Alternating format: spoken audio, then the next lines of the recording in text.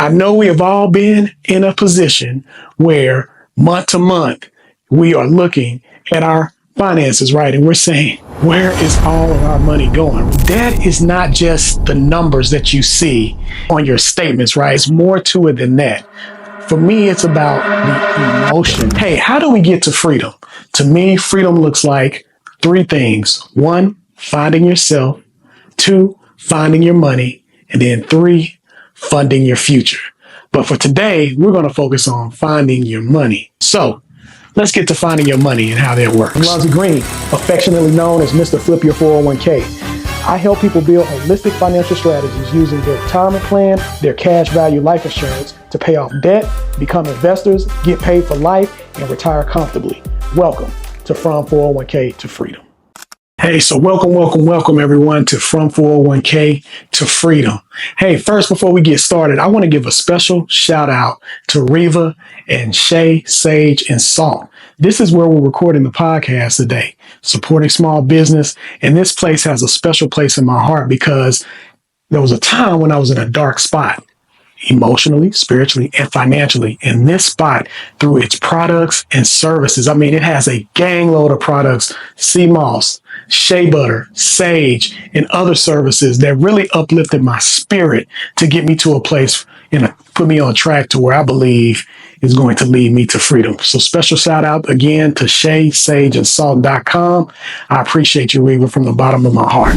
Now, look, I know we have all been in a position where month to month we are looking at our finances, right? And we're saying, where is all of our money going, right? We have no idea. It's like it's just being siphoned off and we have no clue, right? So today we're going to talk about finding the money and what does that look like? And what does finding the money actually mean? So let me tell you what that means. That means taking a look, evaluating your financial picture. And now I'm talking about your subscriptions. I'm talking about your habits. I'm talking about all the things that you're spending money on from month to month and see if there is opportunity where you can either cut back or cut things off altogether in order to make way in your budget to find money, which ultimately we're doing that so that we can start chugging away and knocking down some of that outstanding debt that you may have. Hey, let's get real about debt. Debt is not just the numbers that you see on your statements, right? It's more to it than that. For me, it's about the emotion behind debt. It's about the anxiety and the stress that it caused. Now, maybe I'm just speaking for myself, but how many times have you looked at maybe your paycheck and said, oh Lord, like with all these bills, with all this debt I got, this credit card debt, this student loan debt, this mortgage, how am I going to make this work? And sometimes that thought can be so heavy on you that you may not even be getting a full night's rest. All right. So let's just be real. So I want to focus on not only just the numbers on the paper, but the emotion that comes with debt. When we talk about that, how does finding your money look, right? It looks like those gym memberships that you're not using anymore, right? You're still paying on them, but you're not going into the gym, right?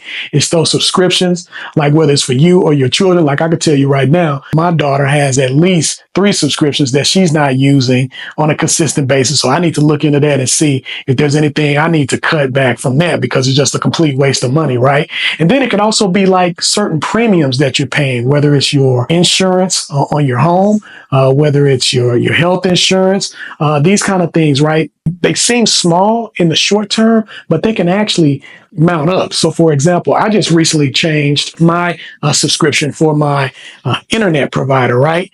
And it's saving me like $50 to $60. Well, $50 to $60 a month may seem small in the interim, but if you multiply that by 12 months in a year, that's $600 worth of savings. Think about the things that you can do over time with that $600 a year.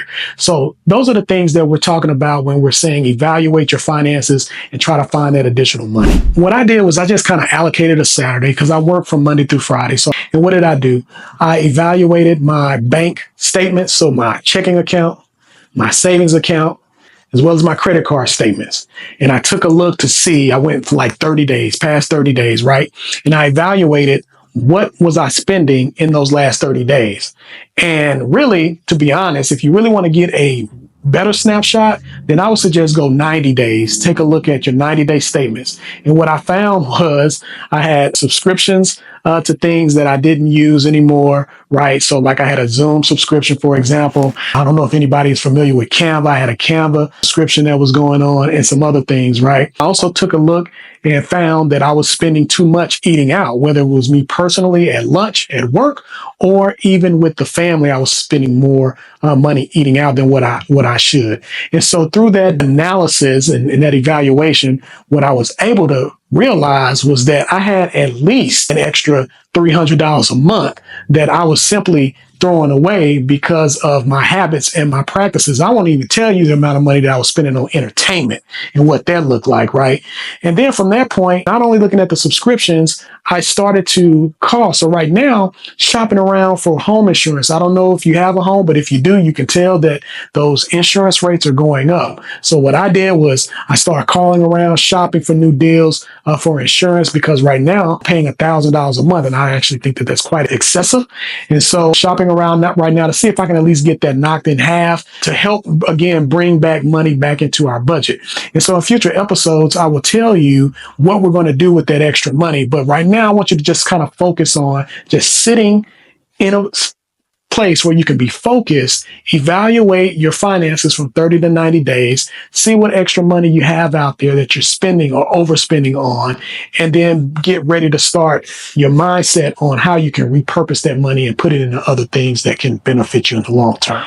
So again, to start managing your debt, I know it sounds crazy, but the first step is to find your money, right? Evaluate your financial circumstance. That's the foundation. That's how we build this home, right? That's how we get out of debt. First is by finding the money. So if you found value in this episode, hey, please let me know, add a comment, right? And if you want to know a little bit more about how you can find the money or what exercises that you can actually take or tools that you can use in order to find the money, hey, please click the link and feel free to schedule a call with me, or there's a link to my book, The Value of Cash Value, a Corporate Employee's Guide on How to Get Paid for Life, Be Your Own Bank, and Retire Comfortably. But until next time, y'all take care. Talk to you soon.